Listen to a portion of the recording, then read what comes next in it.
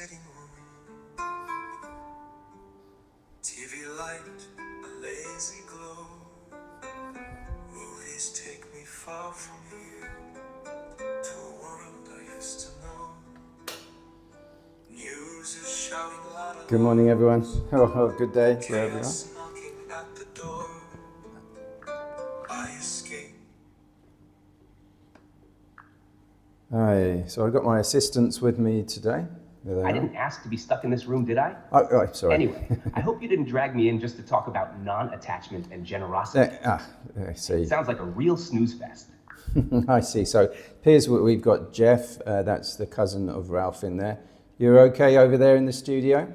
You two, you comfortable? I remember there was a bit of a chair issue last week, but have you sorted that out? Yeah, I'm fine. Just trying to figure out how to make this all bearable. If Ralph's going on about his touchy-feely nonsense again, I might need the chair with a bit more support. All right, well, perhaps you could look at it in light of today's topics, which are non-attachment, generosity, right effort. That's what our core topics that we're going to be Generosity, focusing please. on. Yeah. That sounds like a fancy way to justify being a doormat. Why would I give away my hard-earned stuff just to make someone else feel better? Right, Ralph. Yeah, you know, to keep your cousin in line there. He seems to be not quite so sophisticated as you are. The motivation for today's talk's more on relieving stress. Well, he definitely has his own way of seeing things, the- but I think there's some wisdom in the chaos too, if we look closely. That's very astute of you, Ralph. You're clearly very perceptive. So the motivation for today's talk, increasing a sense of support, increase a sense The motivation of behind our discussion today interconnectedness. is really about fostering a sense of connection and understanding. It's about finding balance in our lives, especially in a world that often encourages attachment and consumerism.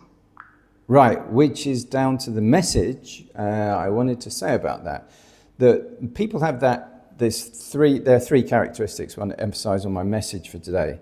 That we want to address the longing for connection, genuine connection, meaningful connection, wherein true happiness lies, versus mindless consumerism, and treating people as objects of mindless consumerism. Absolutely. That longing for genuine connection is so vital.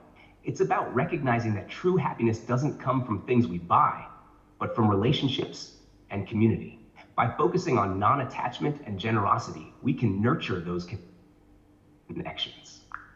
Right, Ralph? Yeah, right, Jeff. Sorry. Emphasizing teamwork and spreading positivity whatever. are part of But it. honestly, it sounds a bit idealistic. You think people are just going to ditch their shopping habits for some feel-good connections? Good luck with that. Which brings me to we have our three core topics: non-attachment, right effort, and generosity. But I want to offset these against three mundane, everyday things to ground the discussion. To consider shopping, community, and gardening or gardens. Sure, but let's not pretend that talking about non-attachment is going to stop people from clinging to their gadgets. What are these mundane things anyway? Yeah, so consider shopping.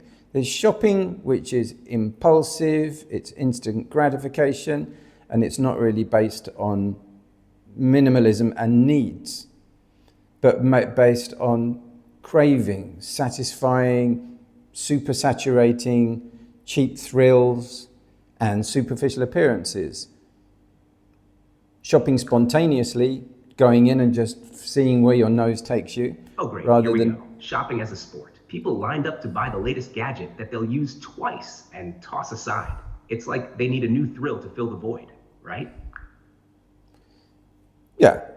So, and then there's also how the sense of community applies, where eating and shopping can also be an extension of our spiritual growth, meaningful connections with the people who are serving, with where the food comes from or where the objects come from.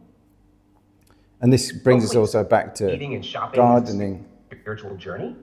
Sounds like a recipe for disaster. I mean, sure, bonding over a meal is great, but are we really supposed to find enlightenment in a grocery aisle? We can also look at objects that are in the means for, for usage. We can look at the history, how they were made, look at the materials they were made, how were the people treated who made them. So these are our case studies that we can look at, real life case studies.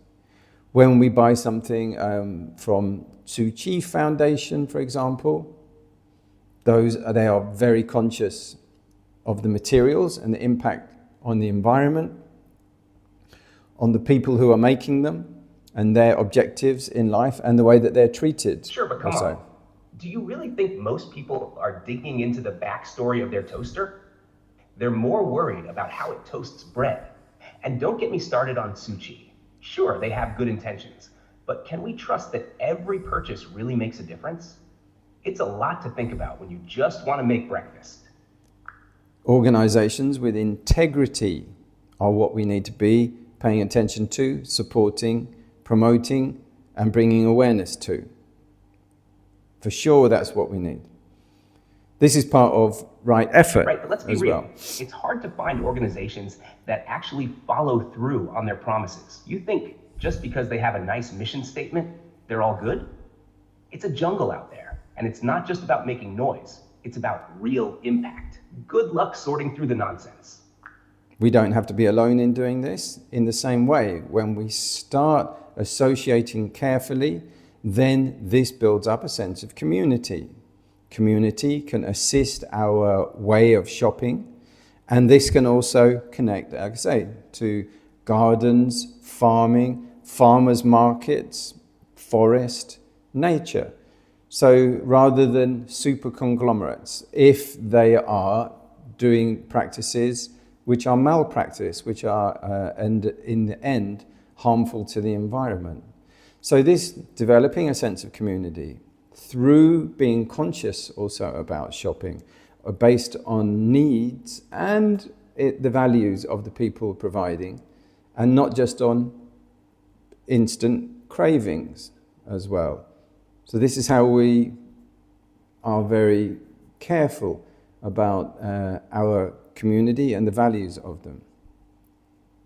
Gardens can be a part of this as well, to start to understand our connection to nature and the bigger cycles. That sounds nice and all, but let's not kid ourselves. Community is great, but it's not a cure-all. Just because you're shopping local doesn't mean you're immune to consumerism.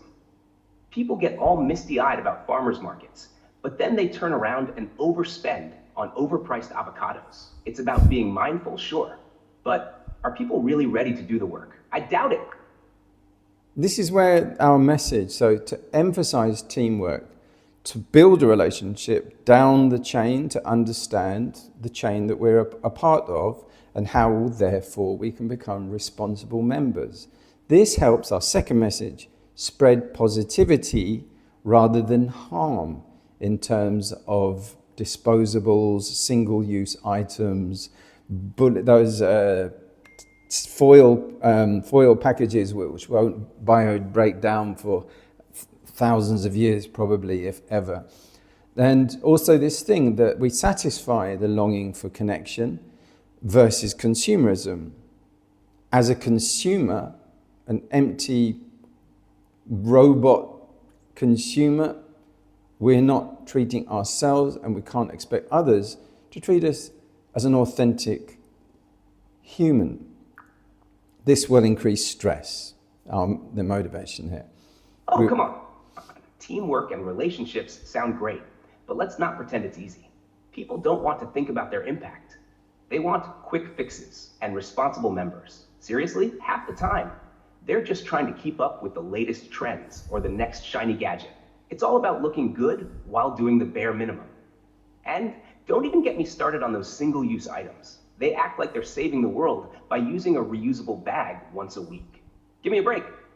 Using a reusable bag once a week is better than using non-reusable bags and not reusing them either every day tenfold.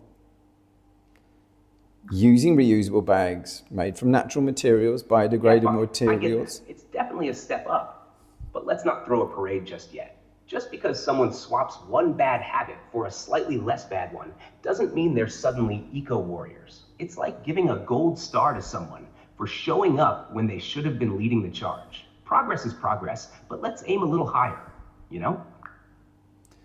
Better than having comfort in illusions. So let's call this session over. I like these sort of brief little dialogues, thought-provoking ones, that will also helpfully prompt people into taking action. What's the action that we want you to take? That is to be more mindful, more conscious of your consumer habits, and therefore improve your quality of life, your sense of community responsibility. Yeah, sure. Being mindful about what you buy is a good start. But let's not pretend that's the end game. It's about challenging the whole system, not just our habits. If we want real change, we've got to dig deeper and demand more from ourselves and the companies we support. Otherwise, we're just playing dress up in our little eco-friendly costumes. Thanks, Ralph. Take care. No problem. Glad to help out. What's next on your mind?